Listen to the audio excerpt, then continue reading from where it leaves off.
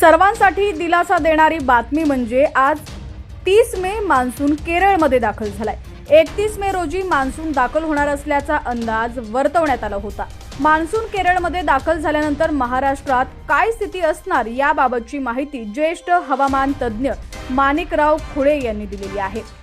मान्सूनचे केरळमध्ये आगमन झाल्यानंतर मुंबईसह कोकण वगळता महाराष्ट्रातील खानदेश, विदर्भ, मराठवाड्यासहित उर्वरित महाराष्ट्रातील 29 जिल्ह्यात शनिवार दिनांक 1 जून ते 3 जून सोमवार वादळी वाऱ्यासह विजांच्या गडगडाटीत पावसाची शक्यता वर्तवण्यात आलेली आहे। पुढील 2 दिवसात मात्र उष्णतेचा अजून पारा चढणार आहे। मुंबईसह कोकणातील 7 जिल्ह्यात मात्र आजपासून पुढील 3 दिवस म्हणजे 1 जून पर्यंत सध्या चालू असलेल्या ढगाळयुक्त दमदाटयुक्त उष्णतेचं वातावरण कायम असेल। मुंबईसह कोकणातील उष्णता कायम राहणार आहे।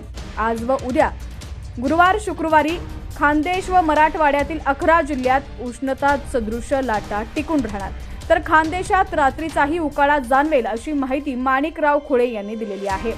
संपूर्ण बातमी आपण पुढे पाहूया। त्याआधी तुम्ही HPN मराठी न्यूज चॅनल पहिल्यांदाच पाहत असाल आणि अजूनही चॅनलला सबस्क्राइब केलं नसेल तर नक्की सबस्क्राइब करा आणि बेल आयकॉनवर क्लिक करून नोटिफिकेशन्स मिळवा, जेणेकरून आमचे अपडेट्स लवकरात लवकर तुमच्यापर्यंत पोहोचतील।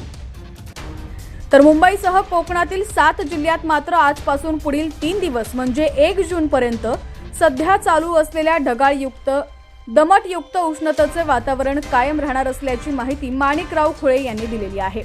मान्सून केरळ राज्याबरोबरच देशाच्या पूर्वोत्तर भागातील 7 राज्यातही त्यानं प्रवेश केलाय। मान्सून केरळ राज्याच्या टेकावरील सक्रियतेनंतर उर्वरित केरळचा बराचसा भाग, कन्याकुमारी, दक्षिण तामिळनाडू, मालदीव व लक्षद्वीप भागापर्यंत त्यानं आज मजल मारलेली आहे।